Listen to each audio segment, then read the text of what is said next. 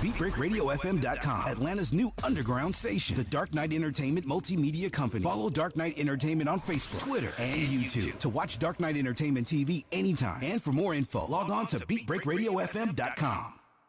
Hi everyone, this is Libra, owner of Curvy Diamonds Boutique, here to announce my first annual Curves on the Runway fashion show. The show is taking place on April 25th. Please get your tickets at www.curvesontherunway.eventbrite.com. There will be food, entertainment, and drinks. Proceeds will go to Our Children's Story, which is a nonprofit organization. Looking forward to hanging out with you guys. Powered by Beat Break Radio. Really now?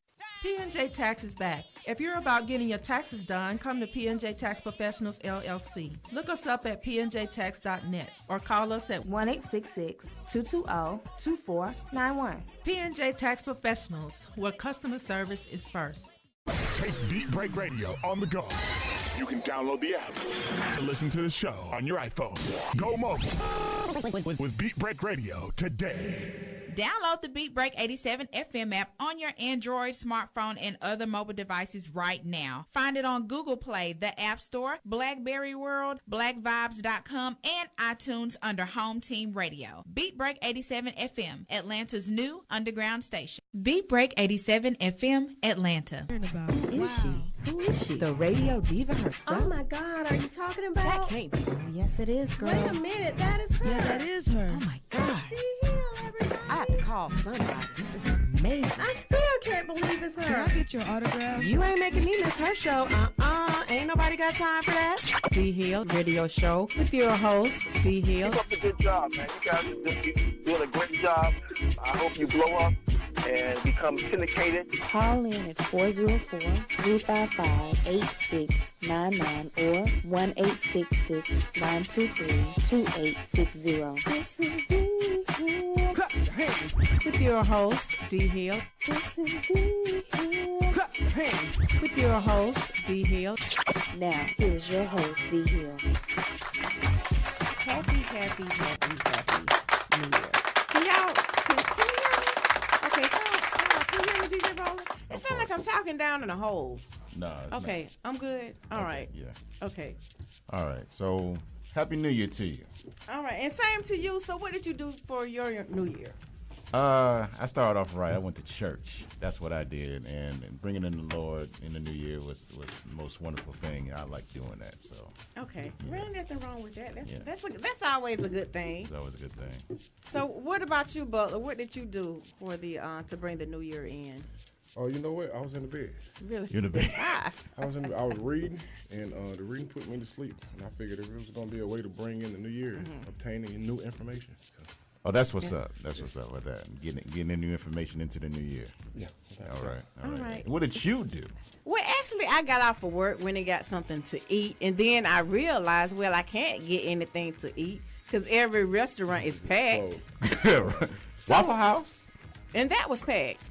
Oh, yeah. That was packed as well. So what I ended up doing, just doing the same thing Butler did, just went home and just got in the bed. You got in bed. Yep, you had to go to work the next day, right? That's what it was. Well, actually, I was off, so I just pretty much rested. You just rested. Yeah, so that's what I did. So since we're discussing that, I think we need to discuss resolutions. Oh, yes. New Year's resolutions. New Year's resolutions. Yeah. Why do people make them, and do people stick by them?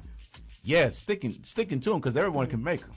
Okay. So it's actually sticking to them. Like the main thing that now definitely we're going to have a guest about this is losing weight. If you have a weight problem, definitely you want to say I'm going to stop eating this or slow down on this, whatever, and try to lose some weight. That's why you see a bunch of people going to the gym. The gym is packed. To the gym, getting gym memberships. About and 1 million all that people stuff. at the gym right now. For the first 2 months. First 2 months, you got a first 2 month deal, and then let's see what's going on in March, And they capitalize. They got that automatic deduction every month, so it's coming out that account every month. Mm-hmm. It doesn't matter if you show up or not. Oh yeah, exactly. So you yourself, did you make New Year's resolutions? I don't actually make New Year's resolutions. I like what changes do I want to make? Okay, that's what I call it. Changes that I want to make that's going to better myself, and then trying to stick and actually sticking to it. It's like a resolution, but it's something personal for me. Okay. So my thing is just to get better at what I do. Okay. That's All right. it. That sounds good. That's all I really want to do. Get better at what I want to do. So Yeah. So me and you, we practice that throughout the year, not just New Year's. We always practice that throughout the year. What about you, Butler? Do you make New I don't Year's? do resolutions. I don't even celebrate holidays in a traditional manner. With Valentine's Day, if I love you, you'll know prior to Valentine's Day. Christmas, if I care for my children, it won't be expressed through the materialization aspect of it. It will be, are you being fed on a regular basis? Am I nurturing your education? So when it comes to resolutions, I don't set resolutions. When God decides that there's something to change in my life, He begins to put certain things in my path. So I just pay attention to God, and He don't always work on man's schedule, if that makes sense. Okay, so you don't celebrate Valentine? Oh, I'm not You saying don't I buy don't things celebrate on it. Valentine? I'm just saying that, you don't go into the commercialization. I try to get away from somebody telling me what to do, if that makes sense. So then it's just like if I'm in a relationship with somebody and we doing, if I got your back or not, or if I'm just trying to pacify you because everybody else got flowers and they got all this stuff. That ain't real love. You just want to take some pictures and put it on Facebook. And what's wrong with that? I think that it's nothing wrong with that if your feelings and your ambition is motivated by likes. But if you're an individual and you know who you are, you know what's going on, if I got your back or not, if I'm cheating on you or not. So there's no need for me to play around with it. If you're cheating on you or not. Okay. Oh, that's a good way of looking at it. All right. So we don't do resolutions because I don't make them either. So what are your plans for 2015? Well, I mean, personal stuff. I know you say you want to get better at. Want to get better. Yeah. Be a better DJ. Be a better co-host, getting things together for the D Hill Show and for the big break. Definitely doing that. As in, I'm not gonna get in. Just see what other opportunities I can look for. Definitely I want to do definitely more networking. I haven't done a lot of networking lately, but it kind of ended on 2014 of networking. But I want to do more of that. Okay. Getting the name out there. Okay, and you know what I said the same thing too because I'm always out there at least trying to network 24/7. For some reason, 2014 I kind of fell off a little bit. So I definitely want to get up to speed on that. What about you, Mr. Butler? You know what? I kind of all my life I kind of been coming up with plans and they don't always go as planned. But the last like year I've been listening to God and just going where He takes me, and it's like the travel within itself is just a whole lot less complicated. It's like He'll set it up for you. You just got to pay attention. Me as an individual, because I have a big mouth, whether it be in public or to myself. So I talk myself into doing certain things. But now I've just learned to just be quiet and just listen and go where God takes me. Oh, okay. Well, ain't nothing wrong with that, definitely following that spiritual connection. Okay, so I guess we can go into like our own personal thing. What about love and relationships? No, love, relationships, and lies and situationships. Oh man, y'all just flipped the script. What? I mean, but that's what some people want to do. I mean, I heard people say, "I want to be in love." They want put that as a New Year's resolution. I'm like, how in the world can you put that as a New Year's resolution that you want to be in love, be in a relationship? I'm like, I don't know about putting as that, but who doesn't want to be alone? So you don't put a resolution on that. So I don't know. I mean, I heard people actually say that, like, I'm going to be in a relationship. I'm going to be in, because they're getting older and whatnot. But definitely. But don't put a resolution on. I think some people, it doesn't matter what you do. It's look, I need a relationship, whether it be Christmas or if I see a star falling out of the sky. It's just like this might be my chance. Let's go for it. Yeah. Fortune cookies, especially with women. Like you said, who wants to be alone? They preach at women's seminars. Learn to love yourself, but it ain't nothing like going to the movie, holding hands with a man. Who want to hold hands with themselves at the movies? Yeah, I'm like holding hands right now. I'm like going in the movie. I'm like, Definitely won't be seeing no drama. No drama movie. But this is the word I've been hearing a lot. Okay. Situationship. Do y'all know what a situationship is? I have never heard of it before in my life. Have you heard of it? Yeah, Butler? I have, unfortunately. Okay, what is your definition of situationship? It just depends on the situation. Depends on I think with today's technology, people meet in different aspects of life.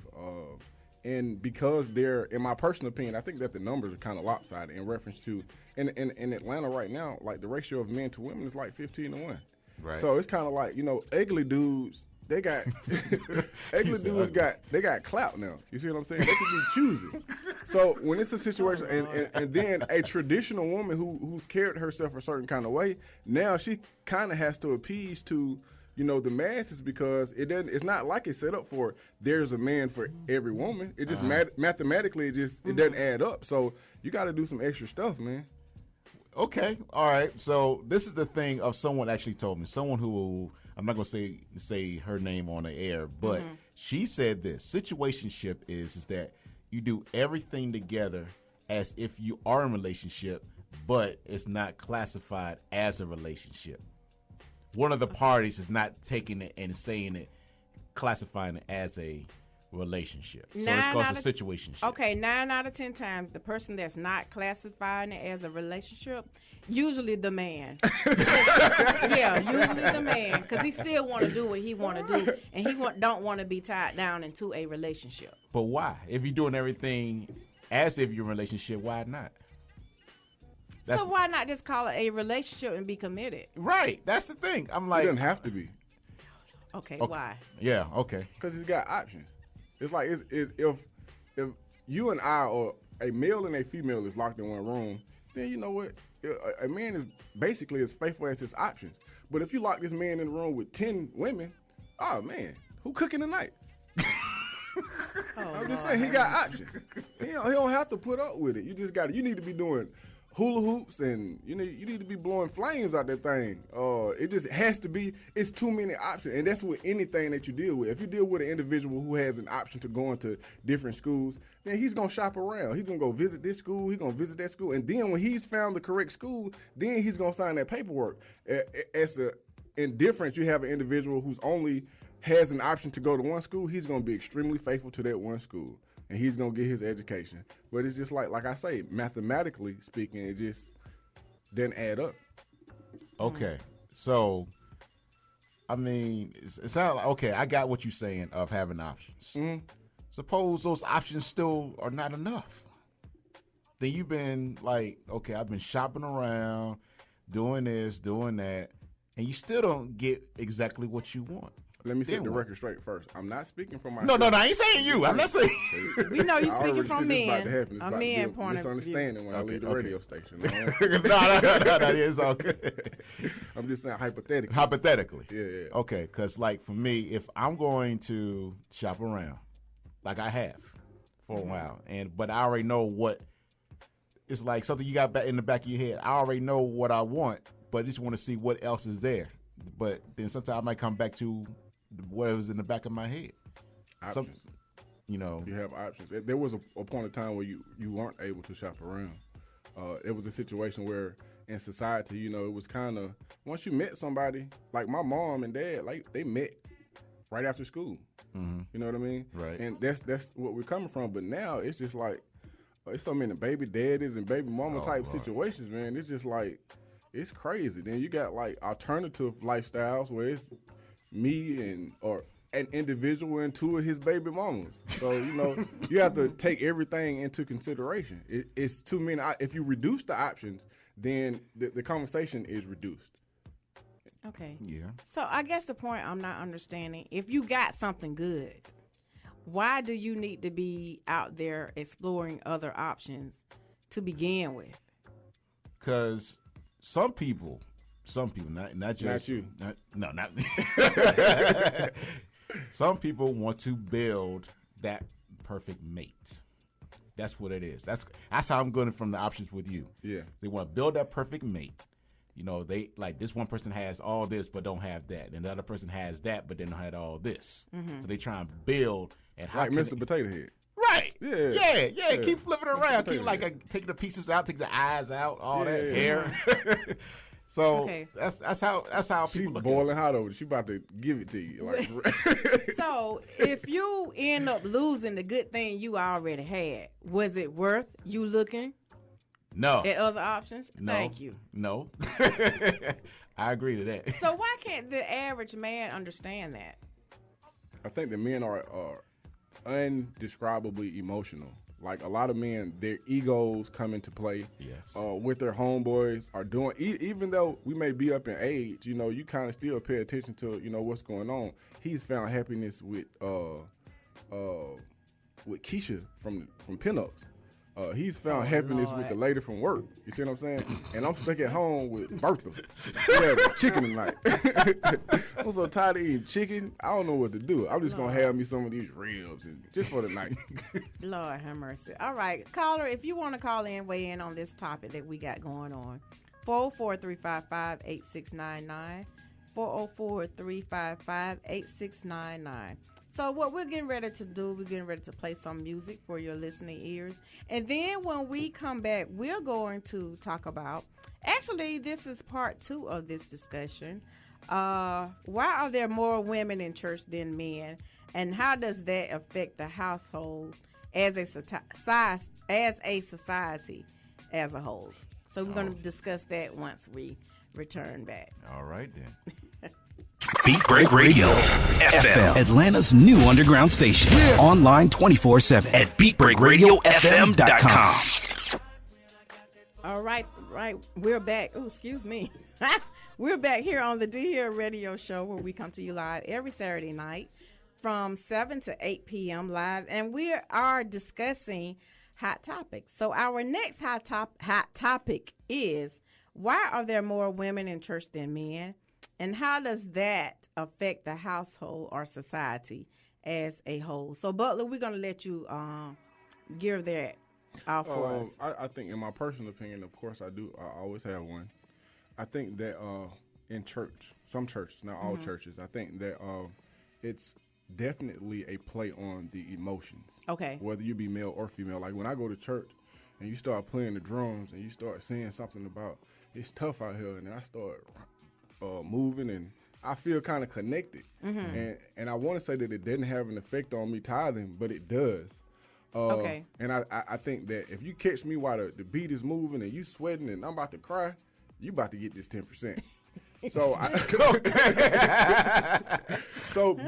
think that as a man, we kind of shy away from our emotions to a large degree. It's like, even if I'm hurt sometimes, I can't do it in front of anybody else. But I think women are quite the opposite.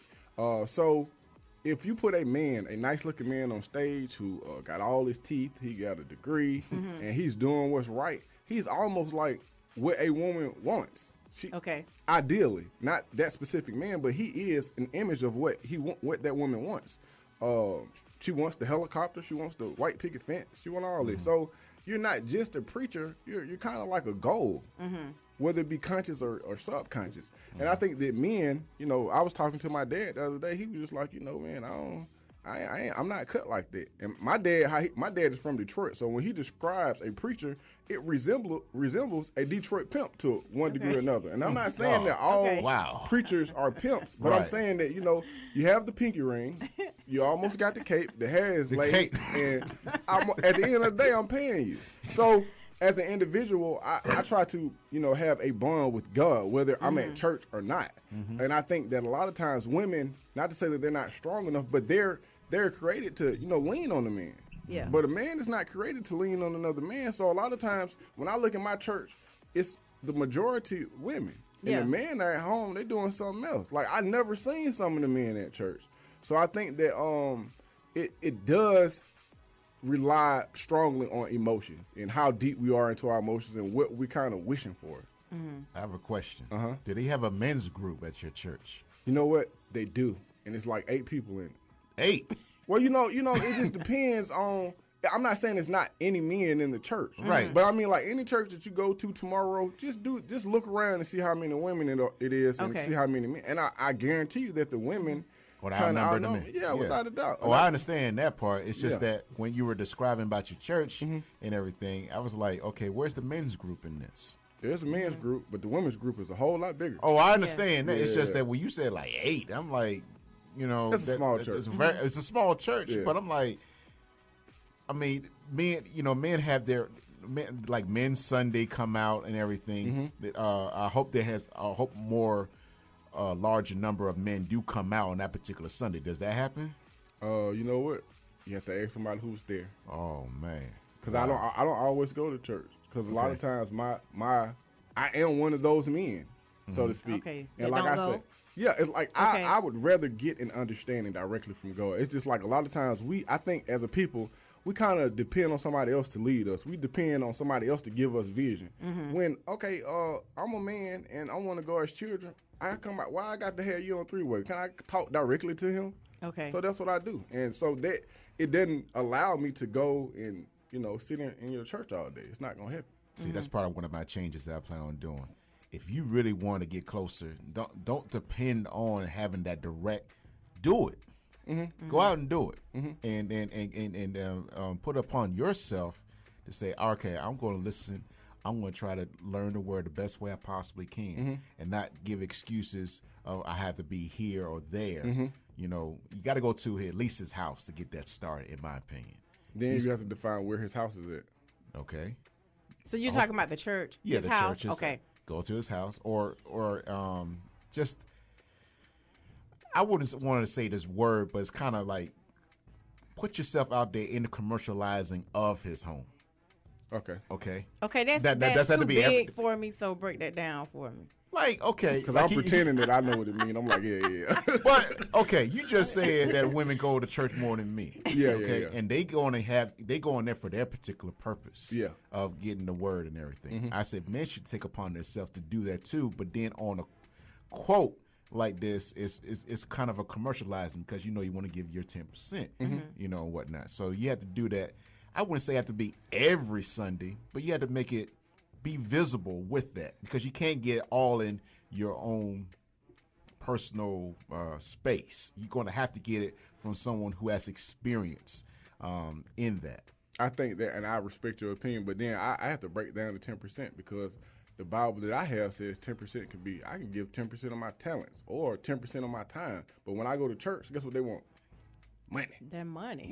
They never mention I got talents. I can break dance. I got all kind of stuff I can do. So what I'm saying is, I was feeding the guy on Trinity Avenue, and he was just talking to me. He was just like, man, I appreciate you coming out here doing what you're doing, such and such. And we just started talking about church with it, and he broke his Bible out. So we had church.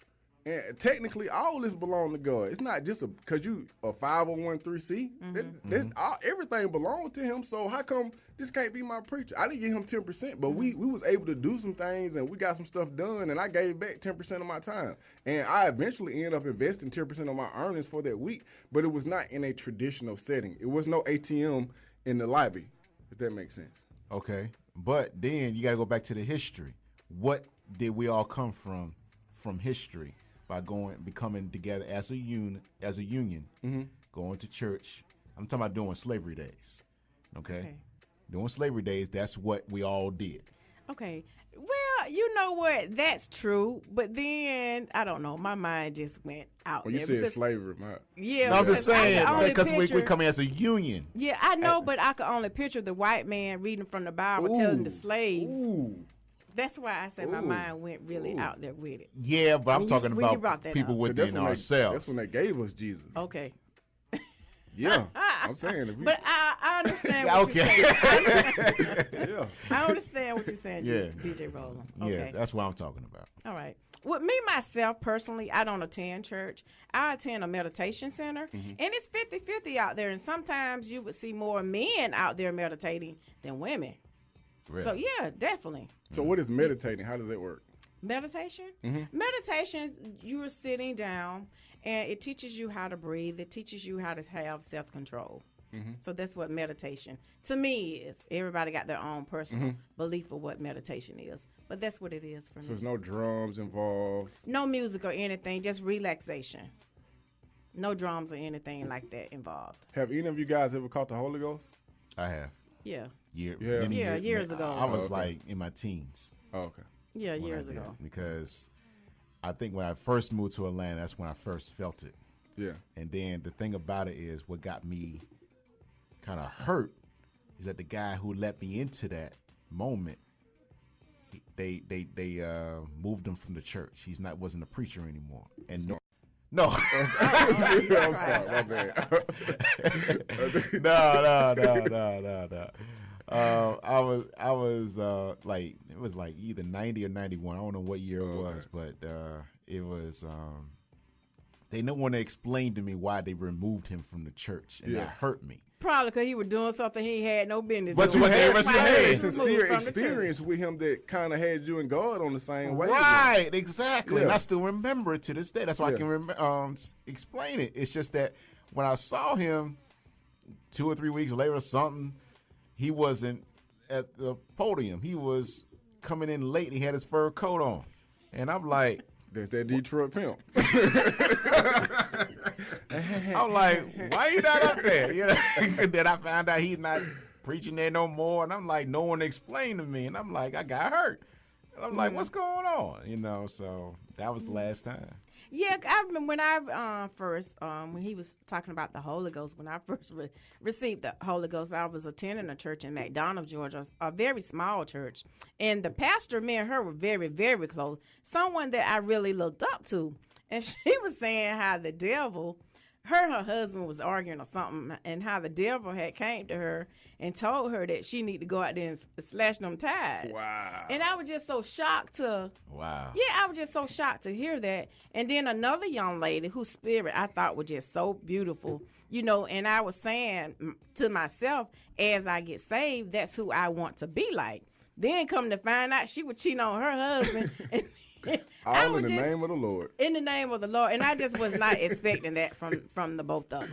Wow. So, yeah. So, you know, since I've been doing meditation works for me. Yeah, what works for you. Yeah, definitely. definitely. So that works for me. So that's why I don't really attend church or anything like that. Oh, okay. All right.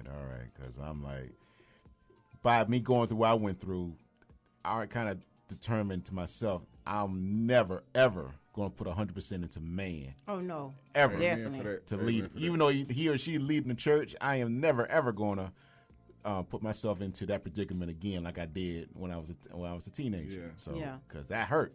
You know, so I'm like, I don't want to go through that hurt again. You have to be careful because they have people drinking the Kool-Aid and everything, man. It's just, it's a different world. Drinking the Kool-Aid. Yeah, you know, they had the cult, and that was a religious program. You know what I mean? They, you know, followed this man. I think that was in Texas. This is a couple of, you know, I'm a history buff, so I'm always reading. Okay. But they, you know, he was like, you know, it's time for us to go to heaven. He drank the Kool-Aid. And it was a plantation. It was a house full of, it was like a mansion. It was like their own community. So there wasn't a communion at the time then, right? Or was it considered? You know what? I didn't get deep into, you know, the way that they did things. I do know that he preached out of the Bible, but then he some kind of way had turned himself into God. This was like in Waco, Texas. You don't remember when they had the big barn fire? Yeah, I remember that. And he set out and he like was on the standoff with the police for like a couple of days. Right. Yeah, that was God. Oh, you talking about that one? Oh, yeah, okay. Yeah, that was a religious in Waco. cult. That was in Waco. Yeah. Okay. That was a religious cult. Wow. Burn all those folks in there too. Yeah, but they thought they was right. So, you know. All right. So our next hot topic, to keep it moving, we are going to be discussing Michael Sam. For those of you who have not been following what's been going on, actually he did a documentary on the Oprah Winfrey Show. He was a college football player, and he decided to come out and announce to the whole world that he was gay. And the reason that he did that because he said that he didn't want to hide anything. He wanted to be upfront with everyone. And so because of that, he was not able to sign with a professional football team. Some people say it's because of that. Some people say that it because he cannot play. So he can play.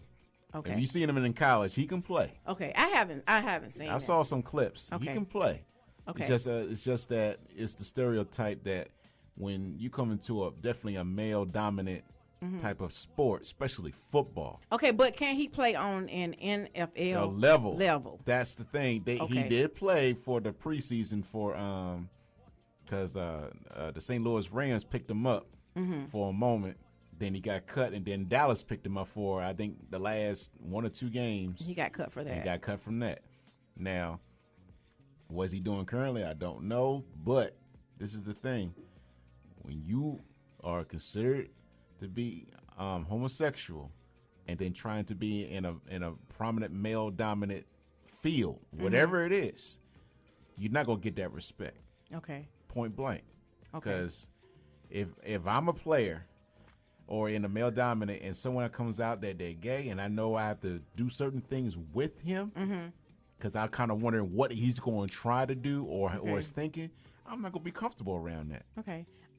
So do you think that that's even an issue? Because my understanding, over 50% of the male that are playing football are gay. 50%? I don't know about no 50%. That's a high number. High. That's why I said gay after party. Oh man, I don't know about that high. 50% of the men are gay in the NFL. I wouldn't say that high. I'd probably say 10 to 15, but not no 50. That's too low, DJ Rollem. But I ain't gonna say no 50.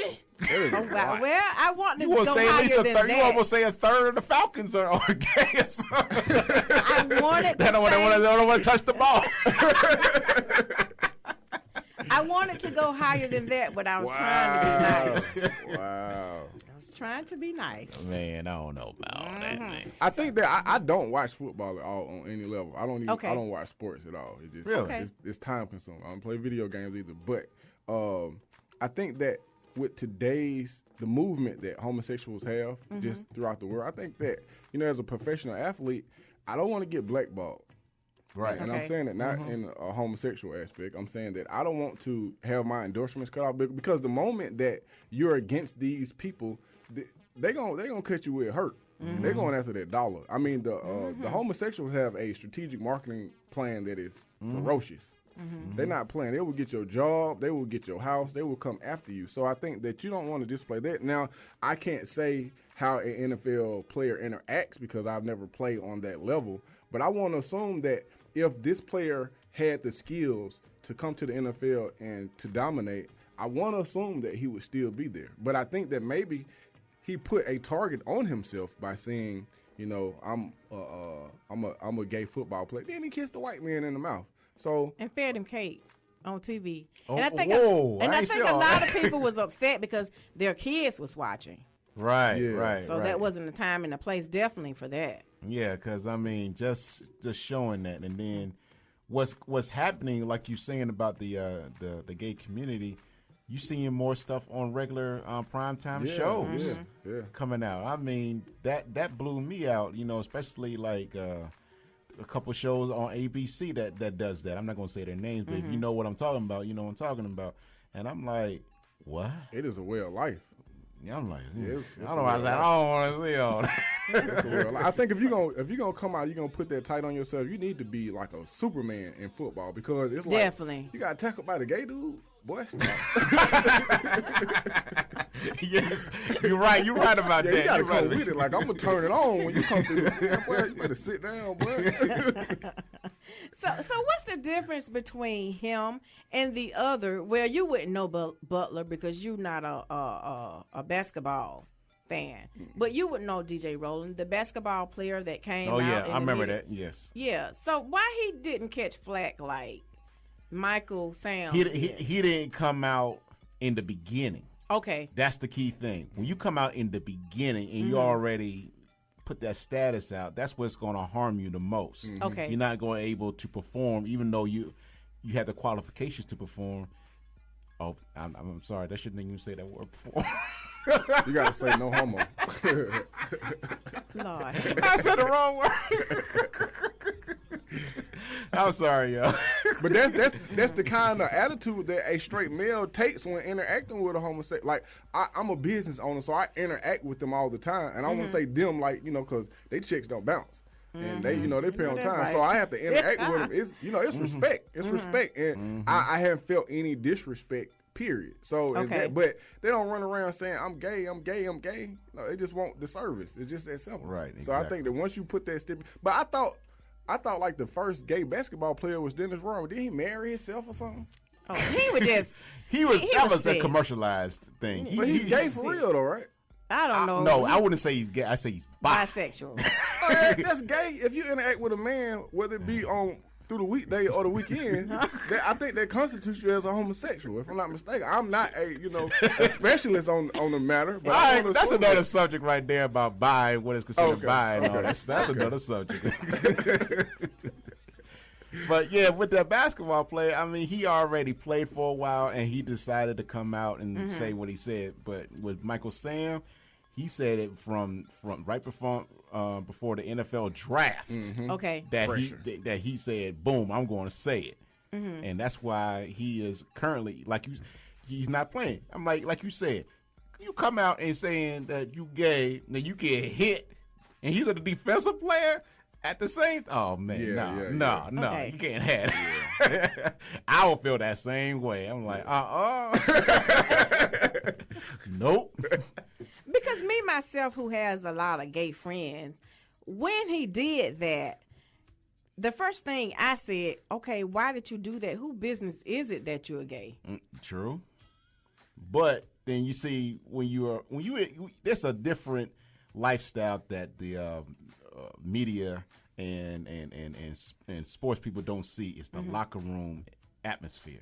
That locker room atmosphere is just so different and it's concealed.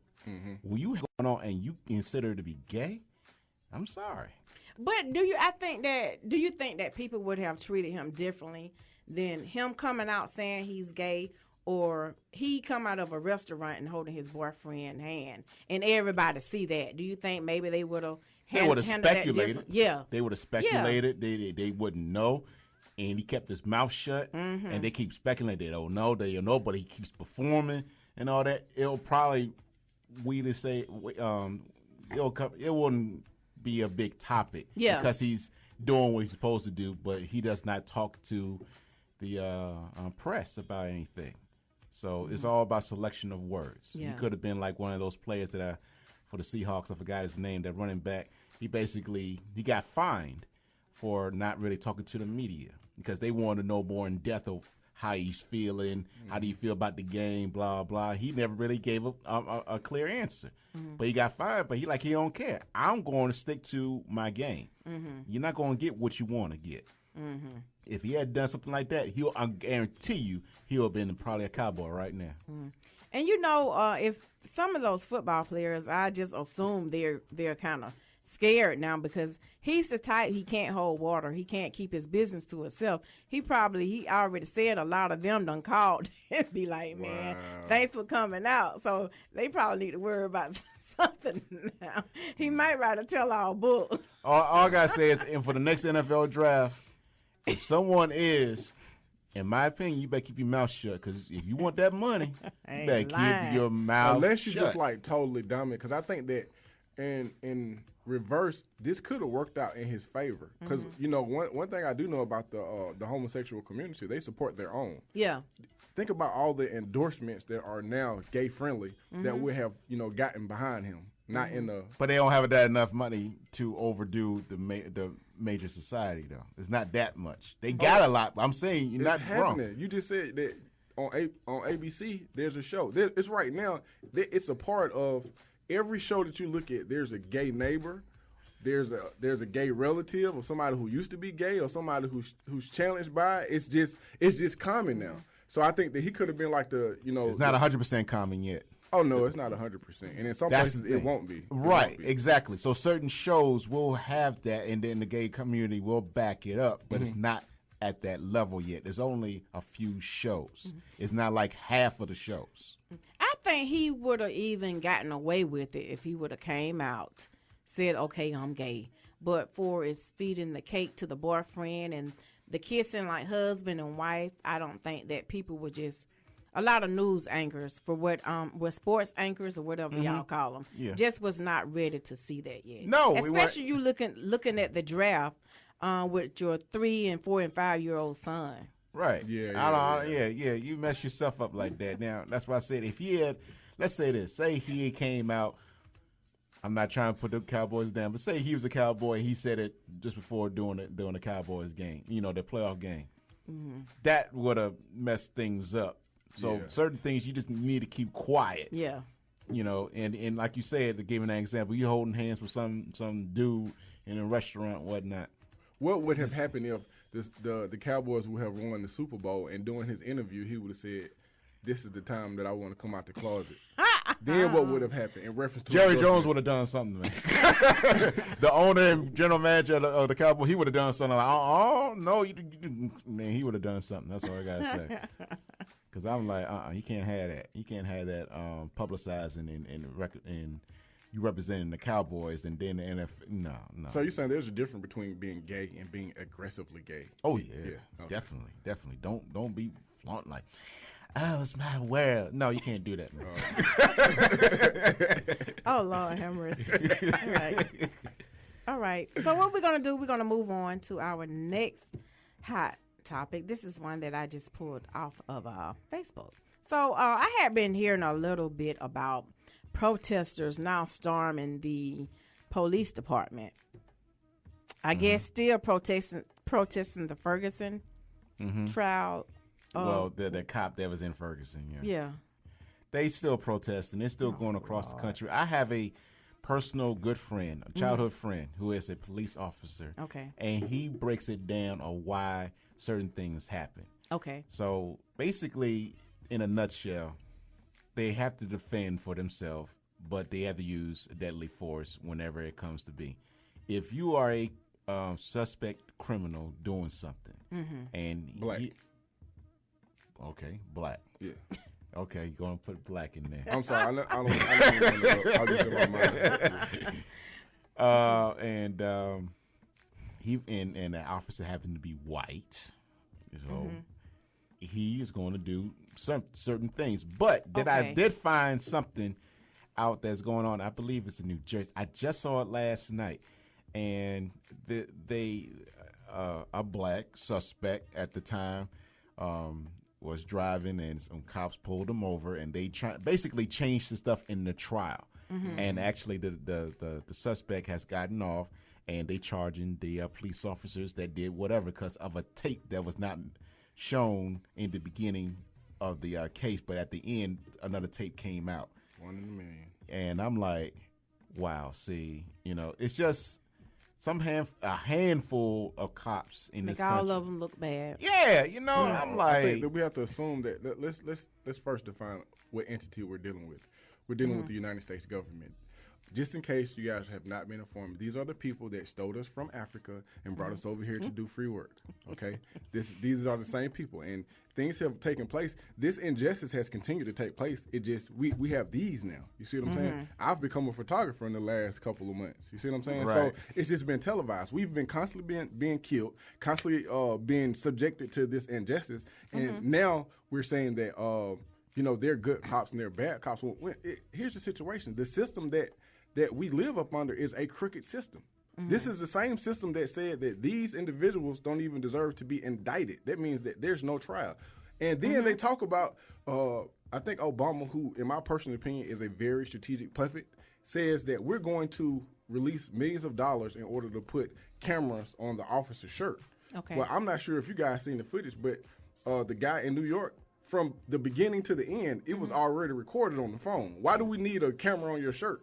When I seen everything. We seen where the police came up. We see where he choked him, and we seen where he said he couldn't breathe. So when we're dealing with this system, we have to pay attention to not what they're saying, but what's actually taking place. This American system is a very unjust system. Okay, I understand that, Butler, but like DJ Rollem was saying, each police officer is going to handle each individually different.